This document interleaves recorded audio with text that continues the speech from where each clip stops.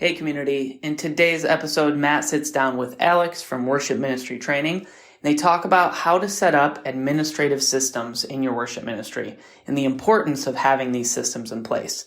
There's tons of practical tips in this interview, so we hope you enjoy it. And for more resources, check out worshipministrytraining.com. What's up, Loop community, and welcome to this week's edition of Loop Live. My name is Matt McCoy. I'm the founder of loopcommunity.com. And today on the Loop Live show, I've got Alex from Worship Ministry Training.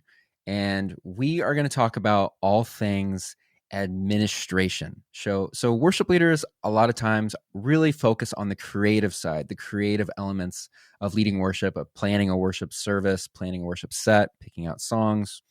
But there's this whole other side of being a worship pastor, and that's the administrative side.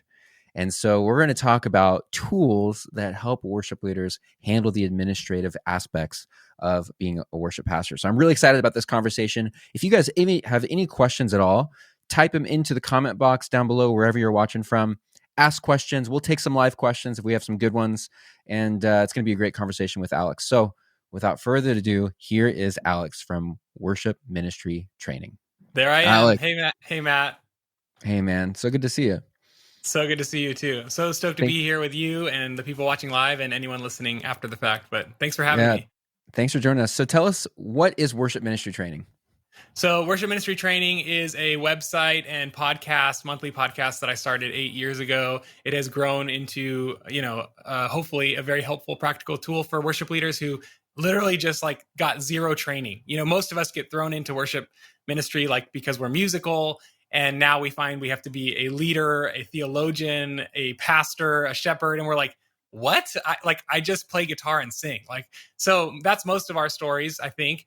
So this is stepping into that gap and saying, here, let me give you the practical and helpful resources you need to actually lead a ministry, because it's not just like you said in the intro, music is 10% of what we do, right? Yeah. There's 90% of what we do off the stage. And so this is giving you the tools both for on stage, but also all the behind the scenes leadership stuff. That's what we do. And it's a podcast, it's courses, it's ebooks, and it's a lot of it's free. So yeah. That's awesome, man. What a great tool. So why should worship pastors have administrative systems in place? And that seems like kind of an obvious question, but a lot of worship pastors are so focused on the creative side that sometimes we kind of neglect the administrative side. And maybe it's even a side that we're not super strong in. So why is it important to have these systems in place? Yeah, and I think a lot of worship leaders are like, I don't even want to hear about administrative systems. They're running in the opposite direction. Yeah, boring. But I just want to set it up like this.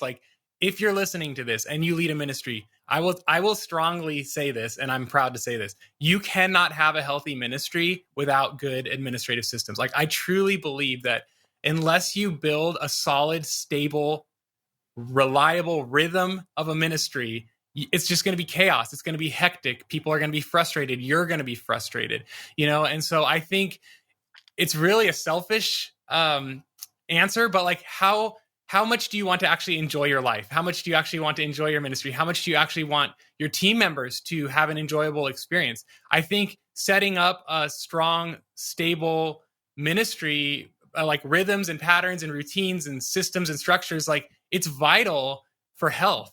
You can't have anything healthy if you don't have stability. Families can't be healthy if they're not stable. Governments can't be healthy if society is not stable. Nothing grows upon instability. And so our job as worship leaders is to do what God did, which, in Genesis, God brought order out of chaos, and he created this stable, beautiful, comfortable environment where humans could thrive and flourish, right? And as leaders, we're supposed to mimic our God, and we're supposed to bring order out of chaos to create a stable environment where people can thrive and flourish and have an enjoyable experience. And if we don't provide that for people, if it's chaotic every week, if we're last minute texting people to try to get our band together, we haven't picked the set, we're printing chord charts as people are arriving to rehearsal and the stage is a mess and it's not set up, it's not ready for them, people are not going to actually come back, because they're like, why am I going to give my time, my energy to this place that's wasting my time and energy? I'm not going to volunteer. And so then there's this vicious cycle. Now you don't have enough people on your team. So anyway, it all goes back to like my first statement. You can't have a healthy ministry without stability. Yeah, because then you end up even more stressed out and fatigued. It really causes fatigue on volunteers when things are chaotic. I totally agree with you on that. If you don't have the set list together, if you're calling them last minute, it just slowly kind of eats away at a volunteer where they're just like, this is exhausting and I don't think I can even do this. Right. And I would even add, like, if every week all of your energy is going to putting out fires and managing chaos, then you have zero energy and time left to actually build the things that you want to build and do the things that you want to do. Like, if every week it's just managing chaos and putting out fires, you can't songwrite, you can't do discipleship, you can't, because it's so chaotic. So like, why not just build a system in place that just works, works every week, works every month, and you can focus your energy and attention and time on things that you actually want to do, things that are actually going to move the ministry forward. So that's why I think it matters. So what kind of systems can a worship leader put into place? Yeah, I mean, there are lots of different systems and structures. I think what's helpful is to think of it in terms of rhythms and systems. So rhythms and systems. Rhythms are doing the right things at the right time, and systems are doing those things in the right way. And so we can talk about both of those, but basically rhythms are when you do certain things and systems are how you do certain things. And you can build, like I said, a rhythm and a system for pretty much anything in your ministry. And I'll give you a few like real life examples in a second. But I think the most important question to answer before you build any rhythm or system is, what are you trying to accomplish? Like, what is the outcome that you desire for your ministry? And once you have that outcome in mind, you can work backwards. You can reverse engineer your system and your rhythms to get you towards that outcome. For example, like let's say you really want your worship team this year to become more of a family. Okay, that's the desired outcome. So what do I need to do every single week to actually make that happen? Like what are the tasks that need to go on my calendar to move me towards that desired outcome? So once you have that outcome, then you can build a rhythm or a system for that. And I like to say this, Matt. I like to say if you do the right things at the right time, you'll get the right results, right? And I might even add, if you do the right things at the right time in the right way, you'll get the right results. But some examples, to answer your question now, sorry for that long, tangent, but like an example would be like scheduling, right? Like, when do you schedule? Do you have a set time to schedule your team every month? Like for me, it's like the 26th of every month. I send out the blockout dates on the 26th of the month. And I mean, it could be 25th, 27th, doesn't matter. But around that time window, every month I do that. And then 3 days later, after everybody blocks out their dates on Planning Center, I build the schedule and I send the requests, right? So having that just pattern, because ministry is a pattern, like Sunday's coming every week. So why not set up your week so that you do the same things on the same days every week? And it's not like you're reinventing the wheel each time, right? So for me, Monday mornings, I schedule my sets. Monday afternoons, I send my set notes to my team for that upcoming Sunday. And it's like a pattern. It's a habit. I don't have to think about, when am I going to send my set notes to it's just like, no, every Monday, So that's the rhythm side of things. If you want to stop and ask questions, we can stop there, or I can talk about the system side too. I feel like that's such a good point, that rhythms and the tools are very different, because you have to have the rhythm. You have to set aside the time to actually get the specific task done. And I love what you're saying about, you just choose, hey, on Monday, I'm doing my sets. Tuesdays are getting the chord charts together. Wednesdays is rehearsal. You set a rhythm. Now, the tools you use to actually do those things, I'm sure we're going to talk about that in a second. There's a lot of tools out there. What would you say? I think the rhythm, though, might actually be the hardest thing for worship pastors to set, because the tools are awesome. There's so many tools out there that make the actual planning part of it easy, but it's almost the self-discipline part of setting those rhythms that seems to be difficult. Do you have any tips for worship leaders who maybe have a harder time setting those disciplines and those rhythms? How can you get started doing that? Well, a couple things come to mind. One, you definitely have to see why it matters. So all the stuff we just talked about, like hopefully that convinces you that like, yeah, gosh, I really got to like stop managing chaos and just build a structure for my routines every week. Because I mean, like I said, Sunday's always coming. It's not like there's any surprises. So why don't you just get on the front end and get ahead? I think one thing that might be helpful, I can share my screen, Matt. I actually have a free ministry calendar for worship leaders. It's a ministry calendar template that you can take and you can literally borrow, steal, tweak, and use for your own ministry. That I have like weekly tasks, and I would like categorize those as like service related tasks, right? And here's what you should do Monday, Tuesday, Wednesday, Thursday, and Sunday. That's my schedule. Obviously, my schedule and my routines and my tasks are going to look slightly different, but worship ministry is the same in most churches. So this is your weekly schedule. Your monthly tasks, I would categorize them as team maintenance tasks. That would be things like scheduling and taking people out to coffee once a month and sending a heartfelt thank you message to the team, like little things that you want to do every month to do team maintenance. Then you have like quarterly type activities, team building things like mini golfing with your team, musical training workshops, biannual, annual. So I can give access to this. In fact, if anyone listening or watching wants it, they can just go to worshipministrytraining.com/resources.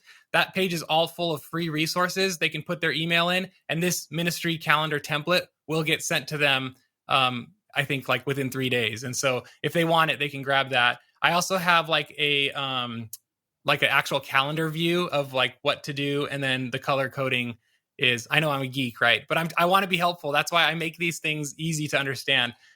So color coding for weekly versus quarterly versus monthly versus. So either of these are available. If you just go to worshipministrytraining.com/resources, they can grab that. And hopefully that'll help them get a good head start on like how they can structure their time, Matt. So does that kind of answer the question?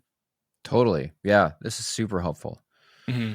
So let's talk about the tools. So what types of systems can be put in place? So we're not talking about rhythms now. Okay. Yeah.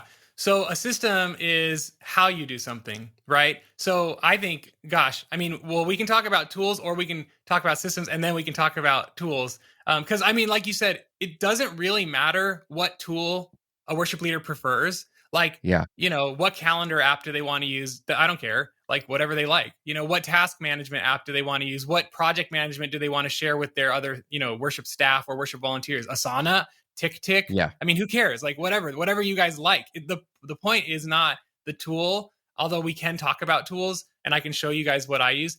But the point is like designing everything to function smooth for you and for your volunteers. But in terms of the systems, I would say you should have a system for how to audition people. Like, what are your A, B, C, D, E, F, G steps when someone comes up to you after service and says, hey, I've played on a worship team before. How do I get involved? If you have to reinvent that process every time for every new person who comes to you, like you're just doing extra work. Why not dial it in, figure it out, and say, this is how we audition people, or this is how we onboard a new team member after they, get approved to be part of the team. Like, these are the training resources we have for them. This is what we want them to do. This is what we want them to read. This is what we want them to watch because we want to set them up for success, right? All of this is an act of service that you would do. You can even have like a system for how you organize your backstage area and like hang your microphone cables so that you don't have to look for the 20-footer when you need it really quickly, right? So,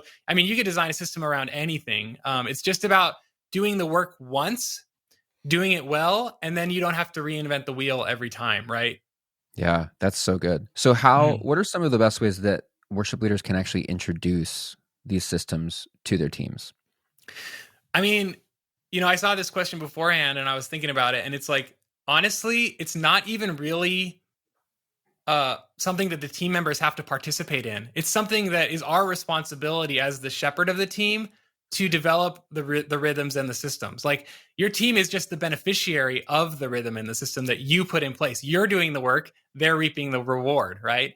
And so I don't think there's a lot that your team members really have to do. The only one that comes to my mind is like scheduling. Like, my team members need to cooperate with me in scheduling, right? And so for me, it's about training. And when you onboard a new team member And I can share my screen and show you a bit of our onboarding process for our church. I work at Calvary Chapel South Bay in Los Angeles, and we've put together like an onboarding little web thing. And honestly, I can give all these links to you guys, and you guys can copy them and steal and borrow. I don't care. Like, this is all, And actually, Matt, I don't know when I know this episode is live right now, but I'm not sure when the audio is going to be releasing. But in about a month and a half, I'll be releasing a brand new course on my website called the Copy Me course, where I literally show you every single thing I do to make my ministry work. From set building to scheduling to how I chop songs for Ableton to all of that. So that'll be, if they want that, they can go to worshipministrytraining.com, and it'll be up live in like, what is it February? So in the middle of March, it should be live. But that's awesome. I can right now I can give access to all of these things to your listeners, to your viewers. If you want, I can share the screen, and I can show you a little bit of our audition process at our church. So this is an example of a system. And Matt, stop me if I'm going in a direction you don't want me to go down. No, this is great. Okay. So basically, when somebody comes up to me after service and says, "Hey, I want to play on your team," I say, "Great. Here's my email address. Please email me." That's the first step in my process, because I want to see if they have the initiative and if they're responsible enough to actually follow through. So I put the ball in their court. Like, okay, like if this person can't email me, how can I expect them to prepare their guitar parts, right? So first they email me, then I would send them this link, and I'm going to give your viewers and listeners access to this. And it just explains, hey, we're looking for people who are committed to this local fellowship, who live a lifestyle that honors Christ, and who are skilled in their craft of musicianship. And there's a full expectations document that we want them to read right here. Your viewers and listeners can have this document as well. And then it says basically not everybody's guaranteed to get a spot on the team. We want to partner with you to help you find the best spot. But then there's like a 4-step process for the singers.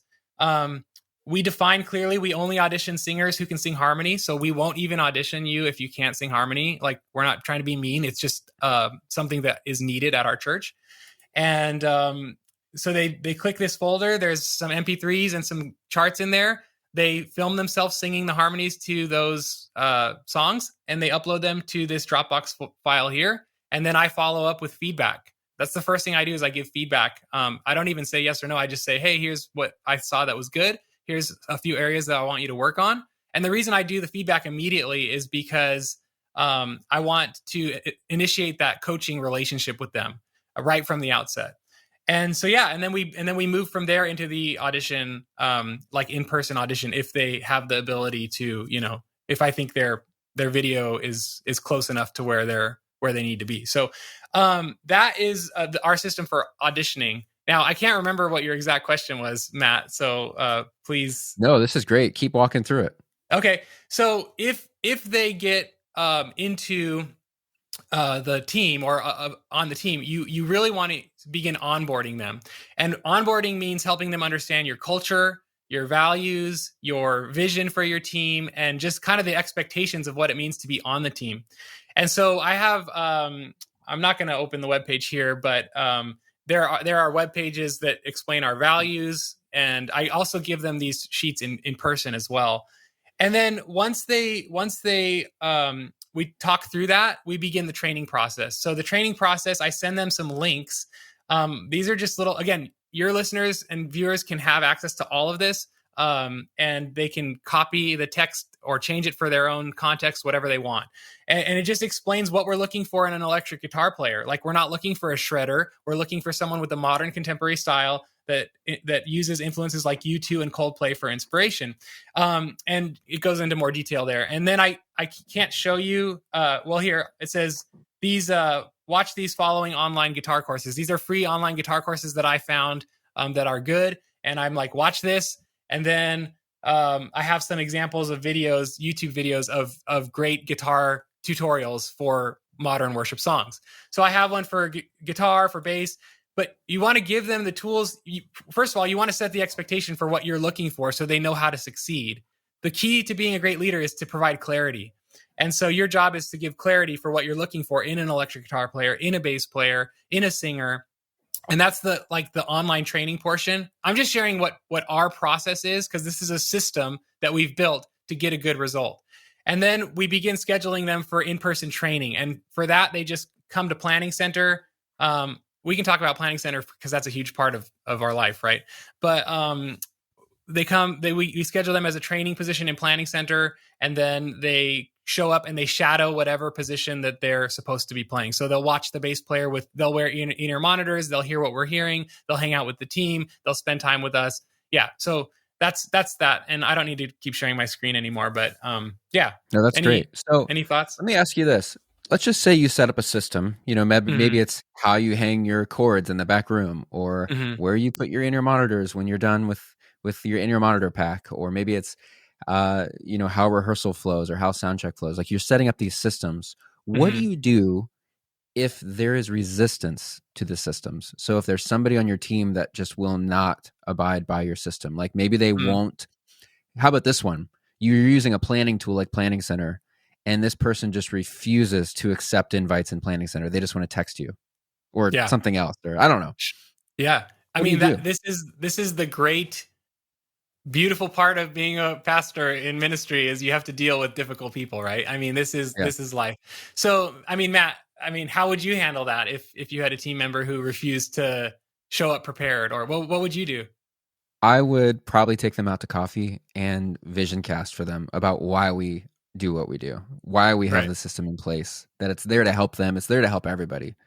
And and I would just tell them actually very straightly that, like, it would really help us if you would, click accept in the email when we send it to you, or decline. But just use the email that we send you, because that would really help, so that we can really focus on other parts of ministry instead of having to hunt you down. Right. Yeah, Matt, you're so right on. It's about that relational. It's not like you're going to sledge them with a sledgehammer and like, you're off the team. Like, that is not the way Jesus operates, right? He's full of grace and truth. He's long suffering. And so we want to be long suffering, but we also have to be full of grace and truth. And the truth is, if you want to be part of this team, the reason this team operates so well is because people are doing what needs to be done for the good of the team. And so it's just about having those conversations. But here's what I always tell people: you can't have those conversations down the line if you didn't set the expectation up front. So that's why the onboarding process is so important. Here's what we expect from our team. Here's what it means to be part of the team. So anybody who joins our team, I walk through all of this with them and say, at the end of the month, I'm going to be scheduling out or sending out blockout dates. I need you guys to block out dates. And here's the truth, Matt, this: volunteers are volunteers. And so sometimes they're just wiggly and they don't conform. And that's why, as a leader, our job is to constantly reiterate the same thing over and over and over. I can tell you, every month I say the same thing. Please block out dates for our schedule. We're going to schedule in 3 days. Really, really helps us if you block out your dates. Please block out your dates. And then when I send the schedule, please accept or decline within 3 days. First of all, they shouldn't even be declining, because hopefully they followed the instruction to block out dates and I didn't schedule them. This is all in Planning Center, by the way, if people are wondering, like, what does block out dates mean? But Planning Center is a huge part of my workflow, and I'm sure many other worship leaders. Yeah. But so I'm constantly asking them, like, please accept or decline within 3 days so we can move forward with this, scheduling. So it's a pain, but welcome to leadership, right? I mean, gosh, how many times does God need to tell us the same thing over and over and over before we start to slowly, slightly conform, And it's the pastoral element of being a worship pastor. So, this has been a rough couple of years, I feel like, for churches and worship leaders and worship team members, not being able to be in church with COVID, and, people are feeling, I think, more isolated than ever. And I'm curious, is there any sort of structure or system that you've seen put into place that helps encourage health and stability to your worship team?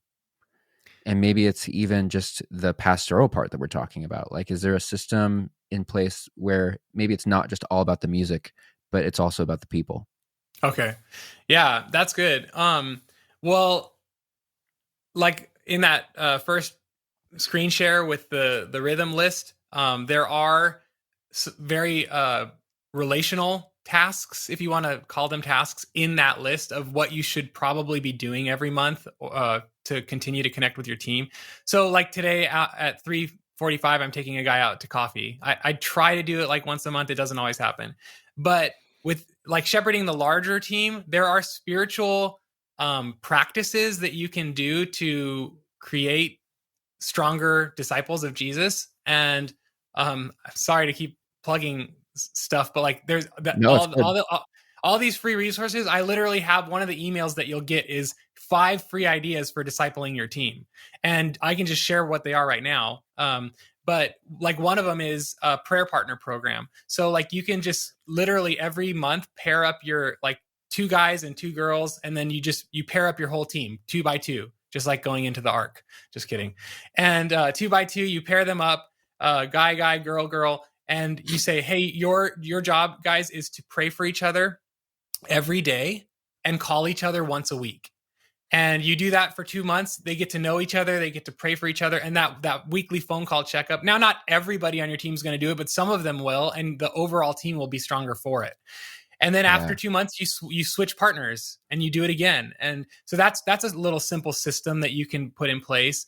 Another one would be, hey guys, this month we're gonna do this Bible reading plan on the Bible app together, and we're gonna read it every day, and then on the 7th day we'll do a group text about what stuck out to us, right? So that's something you can do, or even in between services. Like what we try to do is we try to discuss the pastor's sermon with our team every week. So those are just a few ideas for just little rhythms that you can put in place that are going to help your team spiritually develop. But I don't know, Matt, you would agree, everything in life is a habit. Like I choose to try to exercise 5 days a week, right? I choose to try to read my Bible every day. I choose to try to read a book that's going to help me grow every day. It's like you just build these systems into your life and you get healthy. The same thing is true for your ministry, right? Yeah. I completely agree. There's a lot of really great tools on this site, man. Worship ministry training. Thanks for joining us. Is there anywhere else you want to direct people to find you, to sign up? I'm not on any social really personally, but worship ministry training is everywhere. Although I'm not really even that big on social. The website is thebestworshipministrytraining.com. There's free resources. If they want to get signed up for all those emails that I was talking about, worshipministrytraining.com/resources. Those are all free. Yeah. The podcast obviously is free. I also have free courses there that they can take for free without even having to put their email in. And then I do have paid courses for set building, team building, stage leadership, like increasing congregational engagement, and a couple others. But the new one that I'm most excited about is that Copy Me course, because it's literally like I'm showing you how I use Planning Center, how I set up tags in Planning Center. Do you want to talk about Planning Center at all? Because that is that's just such a huge part of the tools we could talk about Planning Center. We also have a question that actually came in that I'd love to ask as well. Go for it. Let's talk about that first, and then we'll talk about planning. But we have a question from Bob on Facebook, and he says, what thoughts do you have on an audition process that can't necessarily afford to be so choosy, and picky, right, but can still protect the team from a member who's not yet ready? Right. How do you find that balance? Yeah, Bob, because a lot of us don't have enough team members, and maybe we're in a church where the excellence level is not like so high, and we just need people with, first of all, look, you're looking for a willing heart who loves the Lord, right? And Matt and I had a conversation yesterday. That'll be on my podcast. Matt will be on my podcast soon, and he just said it's all about the people. It's all about the people. So people over product every day, right? But yet at the same time, they have to be equipped and skilled for the task. Like I was even reading in Exodus where Moses has got the instructions for the tabernacle, and God says, find these 2 guys who are skilled in what they do and are filled with the Holy Spirit. So you want to find the same within your team. So definitely don't compromise on the spiritual standard. You will kick yourself for that. But also don't compromise too much on the musical standard, because if you add someone to the team that's not ready and that's going to drag down the overall, you are going to kick yourself, because now you have to probably eventually take that person off the team. Now, here's how I would advise you though. Start with where you're at. Don't put anyone on the team who's going to take the team down, because I recently had a team scheduled on a Thursday night service at our church that was kind of all of our lesser playing, less like, I don't know how to say it nicely, but not our best musicians. And unfortunately, the way we scheduled that team was we did it wrong, and we put a lot of the not great musicians on that team. And what was the outcome of that? It's every team is just the sum of its parts. So if you put a bunch of not great players on a team, that team's sum is going to be bad, right? And that was what our Thursday was. It was not our best, musically best service. It was still a good time of worship, and they're still wonderful people. But so you don't want to like lower the overall quality of your team by adding people who are less than what you already have. Now, if somebody is close and you can spend time training them and developing them and helping them grow, and like inviting them into your office every week and spending time helping them develop, go for that. Like if here's where the rest of your team is, and this person is here, and you can spend 5, 7, 8, 9 weeks with them and get them here, do it. Do it, because that's kingdom advancing. But if they're just like not really anywhere close, don't add them. You will regret it. It's better to have a small team that plays well together than a big team that's a hot mess, right? And so I would say definitely don't go too low on your standards, but find ways to develop people to get up to the standard. And I always say this, don't rush to put someone on the team if they're not ready, but do spend lots of time off stage with them, getting them ready. And then once they're ready, you add them, and you do that again with the next person and the next person and the next person. And pretty soon, everybody who joins your team is on that level. And I'll go one step further and say, eventually, as you continue to add better and better people, the people who are not as good will start to fall behind, and you'll need to start to develop them, or you'll have to maybe have hard conversations with them, or they'll naturally see that they're just not able. The Lord will deal with all that, and he'll help you when that time comes. But those are just some thoughts that come to mind, Matt. Those are great answers. There's a lot of great tools out there for helping your team grow in their craft too. Online tools like Worship Online, Worship Artistry, that you could send people, training videos on how to get better at their guitar or drums. And but it is an interesting balance, because you might have the same story. I know for me, I would not be doing what I'm doing now, and I wouldn't be leading worship if someone didn't believe in me when I was 13 years old and a horrible guitar player and a horrible singer. Right. And someone, though, believed in me. Someone saw something in me. Maybe it was a willingness to learn and to grow, or I don't know, but they invited me into their process and their team. Right. And it changed my life. And if that person would have had too high of standards, they could have excluded me. And that could have changed my past 20 years. Yes. So I just texted the guy who changed my life, because it was his birthday yesterday. And I said, Phil, you changed my life. The Lord used you to change my life and put me on and change my future, because he invited me into the youth band when I was 13, same as you. Yeah. And I am who I am today, and I'm doing what I'm doing today because of Phil Eisenhower doing that. So what I would tell, I think his name was Bobby who asked the question. The other thing to understand is you should develop other areas of ministry that are musical, but that are safe places for people to develop. So you should create a youth band. You should create a men's ministry team, or people don't have to develop on the main platform. You should create other venues for people to develop and get the skills. So the guy that I'm going to go have coffee with today, bass player, the first thing I'm going to do is put him into the men's ministry and let him get used to our team, our style. And, that's a smaller context, less musical excellence necessary. Watch how he does there, and then move him up to the main sanctuary. That's my plan with this guy. So I would encourage everybody to figure out other venues and develop other venues. For example, we're starting a choir here to teach people how to sing harmony, because we have a lot of singers, but they can't sing harmony. But that doesn't do us any good for our main platform. So, we're going to start a choir, and it's going to be run by mostly volunteers. So just think creatively about where you can develop people. I think it's an interesting topic that I actually would like to just spit on for a little bit. If you're let's go for it. Yeah. Because I do think that if I'm looking back, when I was on staff at a church, I definitely had like high standards. I was always looking for like good musical quality. Looking back on it now, I'm like, because I'm not on staff at a church anymore. Looking at it from like almost an outsider in a way, like outside church staffing, I'm like, was I treating that too much like an organization? You know, like when you're hiring someone for a team, let's just say I'm looking for a web developer. I want them to be the best web developer in the world. Otherwise, they're not getting the job, and I'm going to decline any applications that are for people who aren't good at that. So if I'm declining people on a worship team who just are wanting to serve, and maybe they're not the best bass player, but you know, they have a bass that their grandpa gave them and they took some lessons and they just are really passionate about it. You know, was it wrong of me to decline them?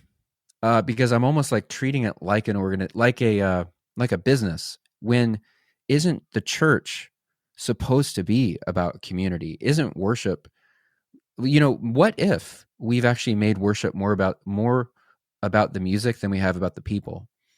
And I feel like I'm becoming more and more lenient on, if someone wants in and they're a believer, you know, and they, I mean, I don't even know, maybe even if they're not a believer, I'm not sure what you think about that.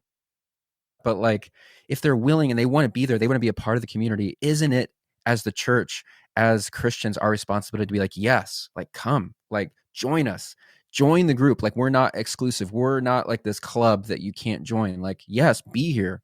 And yeah, you might be horrible at bass, but we're going to, I don't know, not have it cranked in the house, or like not care really. Maybe what if we're taking it way too seriously? What if we're taking ourselves too seriously, Alex, and making the music so important that we're forgetting the important thing, which is the people, and getting them involved in community, in a Christian community. What do you think about that?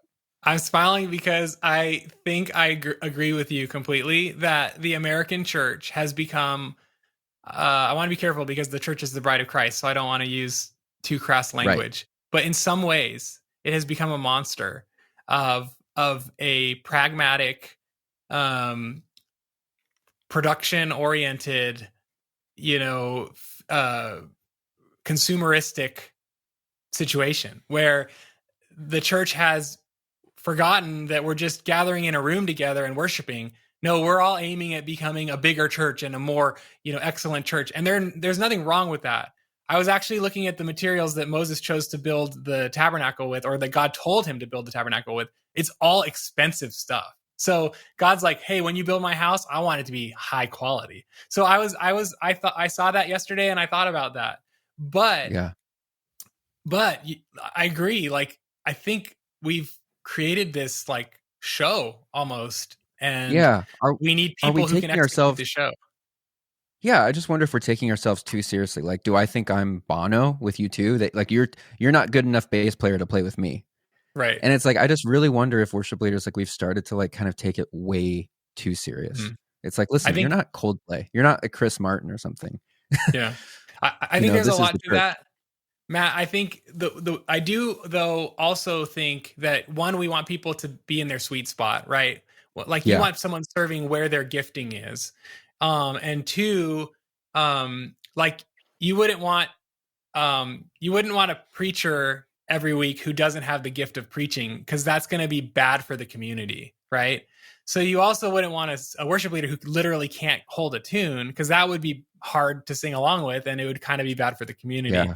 So there is, I agree with you completely, and yet I also like see the other side. So I don't really, I mean, we could spend a whole other podcast episode talking about this, and I would actually enjoy it. That is a whole other topic, because you just nailed a really good point, in that the loving thing to do also as a pastor is to make sure that someone is in their lane or in a role that they're going to thrive, that they're not going to be frustrated, challenged, not confident. Like, you want them to be like in a role that they're going to thrive. And so I think there is a level of discernment then as worship pastors to know, like, okay, this person would be really good here. And maybe that is the key of, like, if someone is coming and expressing interest of being a part of the community, getting involved, maybe that then falls on our responsibility then to find a place for them. Maybe it's not on stage. Maybe it's helping running your monitors or running the lyrics, or maybe it's serving, you know, on bass guitar in the youth room on a Wednesday night. But that's maybe exactly we just need to get people involved. Yeah.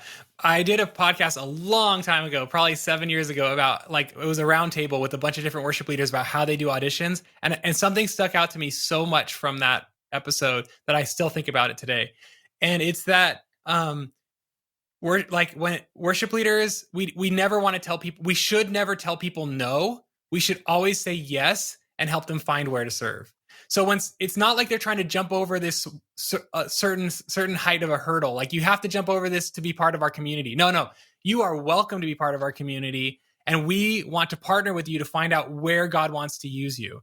And so the answer is always yes, and let's see where that is, and they have to be open to that, because it might not be, the diva up front with the microphone, which is what their vision of their service is. It might not be their best place to serve, and it might not be best for the community either. So it's a lose-lose by putting someone in the wrong position. Yeah. It's complex. Being a worship pastor is definitely some complex situations, because it's not totally just like a business where you can just be like, yeah, no, you're fired, you're out. Like it's different than that. And it should be different than that.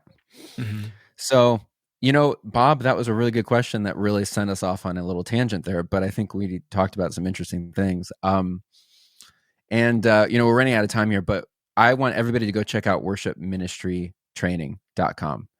worshipministrytraining.com. Go get these free resources. I'm actually going to go check it out right after this conversation, because it sounds like you have tons of free guides on there, which is such a cool opportunity and tool. So, can I add this? Yeah. Can I add this to that?